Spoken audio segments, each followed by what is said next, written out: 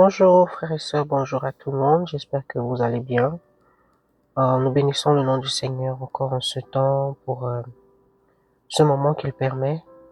Nous bénissons son nom pour sa bonté, sa grâce et sa miséricorde dans nos vies au quotidien. Nous voulons remettre ce temps entre ses mains comme d'habitude et nous allons le prier. Père, merci pour ta grâce, merci pour ton amour, merci pour ce temps, Papa, merci pour ce message que tu nous donnes encore en ce jour. Père, nous prions afin que ton esprit soit là, Papa, pour nous convaincre encore, Papa, de ta vérité, Seigneur. Père, prends le contrôle, mon roi, nous te prions. Au nom de Yeshua Amashia. Amen. Alors, bien-aimés, je viens par la grâce du Seigneur laisser encore ce petit message qui m'a encouragé. Et nous allons sans plus tarder prendre la parole dans le livre de Jean, Yohanan ou Jean, le chapitre 18. Nous allons lire du verset 4 au verset 11. Yehoshua donc, sachant toutes les choses qui venaient sur lui, sortit et leur dit, Qui cherchez-vous? Ils lui répondirent, Yehoshua le Nazaréen. Yehoshua leur dit, Moi je suis. Or Yehuda aussi, celui qui le livrait, se tenait là avec eux. Quand donc il leur dit, Moi je suis, ils reculèrent et tombèrent par terre. Alors il leur demanda encore, Qui cherchez-vous? Et ils dirent, Yehoshua le Nazaréen. Yehoshua répondit, Je vous ai dit que moi je suis.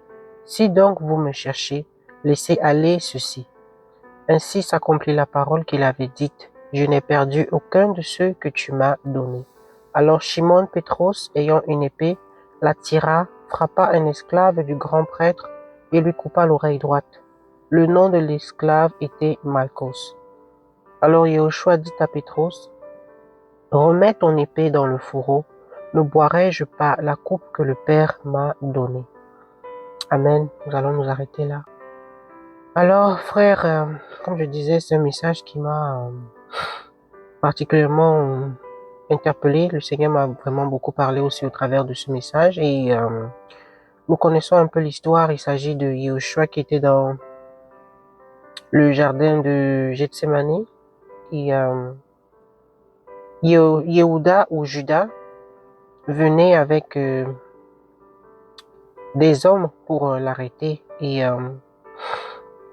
le passage qui m'a particulièrement marqué, c'est le verset 11.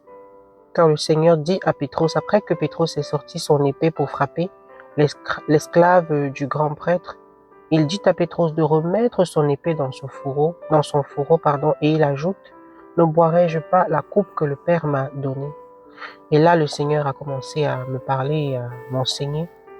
Yehoshua ici a une attitude vraiment remarquable et c'est juste, c'est une grâce vraiment qu'il ait eu ce courage-là parce que au travers de cet acte, nous sommes réconciliés avec le Père. Il dit qu'il ne, en fait, il est en train de dire ici qu'il ne va pas se détourner de la coupe que le Seigneur lui a donnée. Et la coupe ici, en fait, représente ce combat par lequel il est en train de devoir passer, c'est-à-dire donner sa vie, mourir à la croix. Et il le savait. Il n'a pas laissé que Pétros vienne, en fait, gâcher, je veux dire comme ça, ce moment-là où s'interposer dans l'action du Seigneur, dans l'action du Père. Il était conscient qu'il devait boire cette coupe. Il ne voulait pas, en fait, que quelqu'un vienne l'empêcher de boire cette coupe, en fait. Et cette attitude m'a marqué et m'a aussi interpellé. Et du coup, le Seigneur a commencé à m'enseigner et je me suis demandé personnellement combien de fois, en fait, dans ma marche, j'ai refusé, en fait, de boire la coupe du Seigneur. Combien de fois, en fait, je suis passé par des combats où j'ai eu des difficultés, mais peut-être à cause du manque de discernement, j'ai dit non, ça vient pas du Seigneur. C'est la question que nous devons nous poser encore au travers de ce message, de cette exhortation. Combien de fois dans notre marche avons-nous refusé de boire la coupe du Seigneur? De dire non, même pas par la parole forcément, mais même avec l'attitude. Le Seigneur permet une situation dans nos vies, mais on cherche des voies de contournement. On cherche des moyens charnels d'assouvir en fait ou d'alléger notre souffrance ou alors même de ne même pas subir le combat lui-même. Et particulièrement aussi, il y a l'attitude au travers de l'attitude de Shimon Pétros, le Seigneur m'a aussi parlé en fait des frères qu'on a parfois autour de nous, qui sont là pour nous empêcher de boire la coupe du Seigneur, pour nous empêcher d'accepter le combat que le Seigneur permet dans nos vies. Parfois, ce sont des frères qui ne sont pas mal intentionnés, mais c'est juste un manque de discernement. Ils ne comprennent pas que la situation dans laquelle on est, c'est le Seigneur qui permet.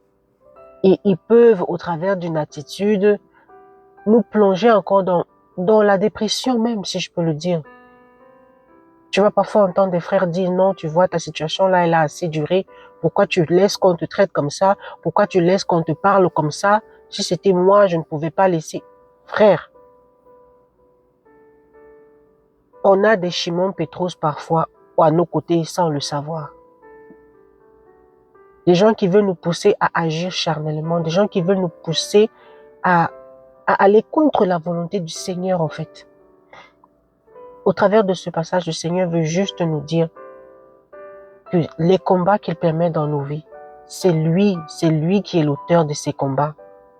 Et que nous devons arrêter en fait de fuir la coupe du Seigneur.